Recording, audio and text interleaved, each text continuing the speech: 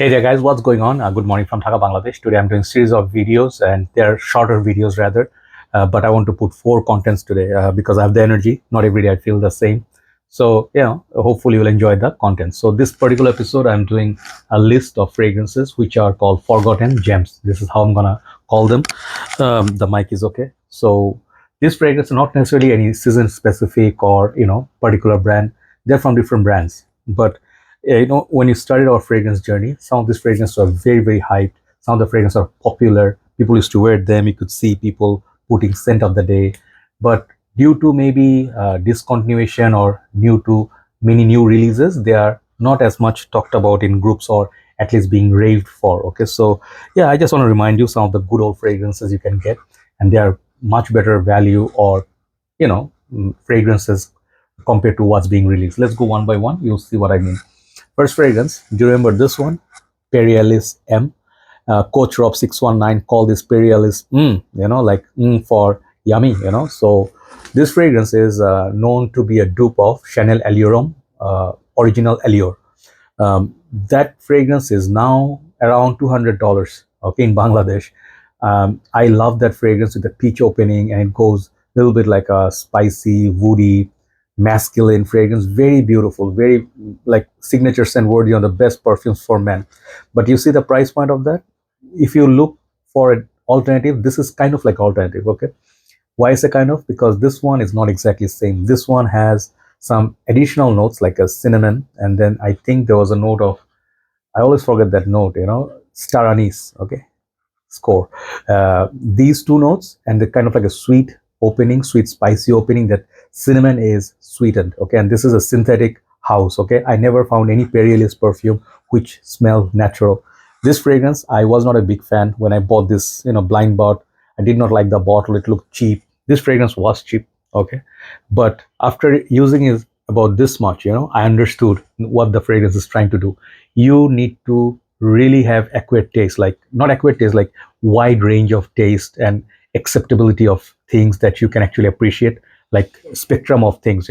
Otherwise this fragrance is not going to work for you. You're gonna really dismiss it at first, like you say, it's a synthetic mess, it's a weird smelling one. But when I have the years of memories of 9 years with this, I got this in 2016, I guess, and I went to an island called Langkawi. I took this one and Cool Water, both of these with me. I used them like crazy. I have good memories of this perfume, driving around, having coconut on the street, and then, enjoying the ocean. This fragrance will be actually better for colder setup, I feel. Daytime, it bring out the spiciness too much, but whatever the Chanel Allure dry down, you get from this, okay? But you have to go the opening of star anise and that cinnamon combination, and then when you get past it, that's the magic of Allure in this. Much better value than Chanel, but Chanel is overall better fragrance, but nobody talks about it. Chanel, no. Perialism M. I don't know if it's still in production. I'll get a backup bottle actually if it is true. Next one, I'm going to go Givenchy. Givenchy's Xeryus Rouge, that beautiful red iconic bottle. Xeryus basically have quite a few in their line. Xeryus Rouge, and then for women, they have at least like this kind of bottle. I think they released 4 or 5 fragrances, then they changed the bottle, reformulated it. So this one I'm pretty sure you do not see anymore in stores regularly available.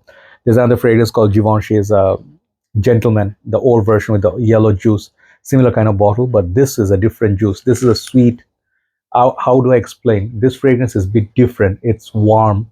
It has the pimento, okay? It has sweetness, and I think this fragrance has cactus note as well. Look at that atomizer, very old school, right?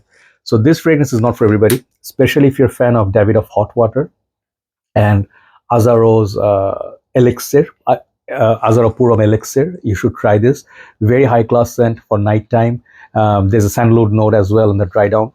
I would imagine like this would be better fragrance for winter, but I get better results on warmer setup at night time, like summer nights. This is perfect. It lasts a long time, it projects beautifully, and it smells unique. It's kind of like a vampire sort of smell, okay?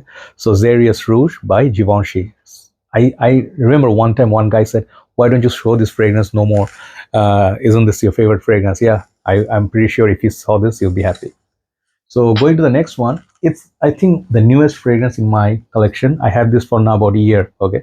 But this fragrance, I do not see, like, like the Xeryus Rouge. You don't see that in normal posts.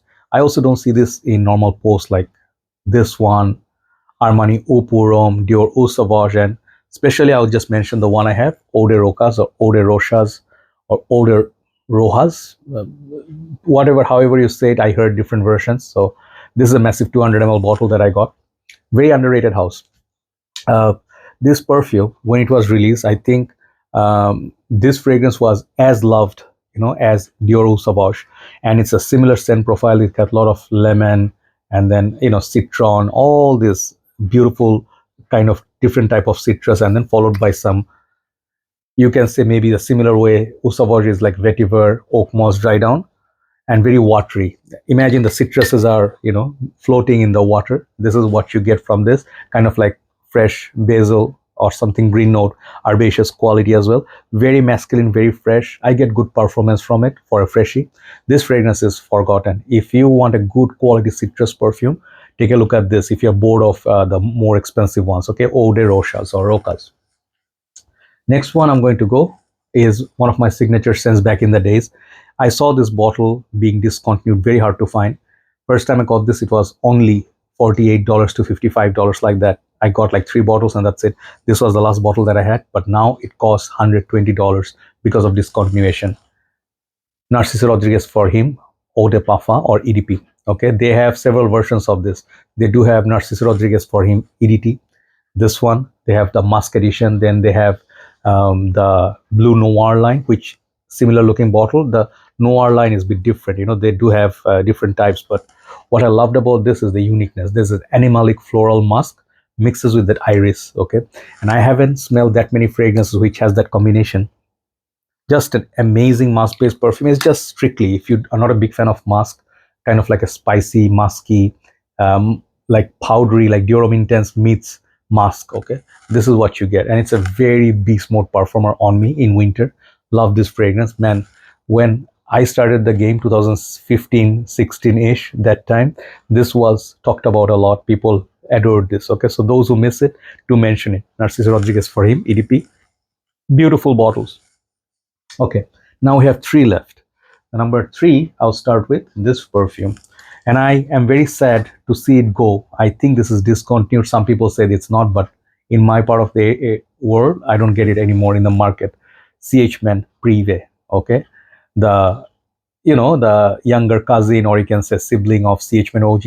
This is not the vintage, by the way. I had the vintage very first batch. Men Prive was one of my most favorite dating day scents, okay?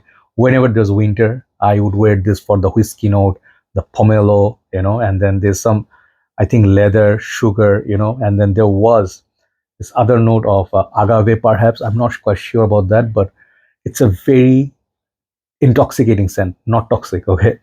When you put this on, the sharpness of the whiskey, the first 1 hour, you are the baddest of the all bad boys, okay? And Jeremy definitely, hooked me up to this. There was a huge hype on this. Nobody wears this anymore. I don't know what happened, but before it's totally gone, you can still get this within $100. I'm telling you, collect it. You will not regret it. For upcoming winter, just save the bottle, and it gets stronger and stronger over the year. Don't worry about the new batches or the last batches, okay? So Men Prive, one of our most favorite fragrances back in the days when we talked about Bentley for Men Intense, Blood de Chanel, all those. This was definitely there, Men Prive. Number 2 is going to be a big surprise. You got a glimpse of the bottle, didn't you? Okay, sorry about that. That is Dior Sauvage, okay? You'll get surprised because you'll be like, isn't this the most common fragrance? Yeah, the DNA is, but I do not see this particular bottle popping up so much in the groups no more. Sometimes people put the Sauvage Elixir, sometimes the Parfum, but EDT, I don't see people. Even I have the very cool spray. That one is also great with more grapefruit, okay? This stuff is the Calibre Bergamo, the blue notes, kind of like pink pepper. When it was released, it was the most hated fragrance, not hate fragrance, hated fragrance. And I didn't also score it very highly, but as time progressed, I had the vintage version of it. Man, the mad notices for women, like women loved it. When I brought this for the first time, I did not think anybody had Dior Sauvage at that point in Bangladesh. It was very brand new. 2016 winter was great. I was wearing this. People were looking at me. This one, ultra male, and people would look at you like crazy. CK Reveal, even the Men Prive. These were fragrances which I feel women loved. Nowadays it's very common, but I think it's a bit now forgotten. Okay, Dior Sauvage, great fragrance. Even though it's boring, it's great. Number one, I'll finish with this perfume, and some people say it's not discontinued. They just stopped, like distributing to certain part of the world. But my area, this fragrance 100 ml now goes for $130. Originally used to be only about 60-65 bucks, and 200 ml, don't even ask. This is Paco Rabanne 1 million Lucky. This perfume, the older version, if you see, it will have this transparent or kind of like amber looking glass. I don't remember, maybe transparent bottle. The last batches they made were these dark bottles, so I did review both. Okay, I had both. Not much difference. Maybe the older batches have better performance. Okay, that's about the smell wise. This is beautiful. This one we call caramel popcorn fragrance in a bottle, very beautiful, very nice. Let me just put some. I get this 200 ml because I don't want to run out of these perfumes, and it's very different than original OG 1 million, very far from it. So it has this hazelnut and this sweetness, it has this maybe like a honey, something in it which makes it sweet, but at the same time it has some freshness as well. So it's a fresher, sweeter, still sweet, but wearable, modern, youthful sort of 1 million, which is not annoying.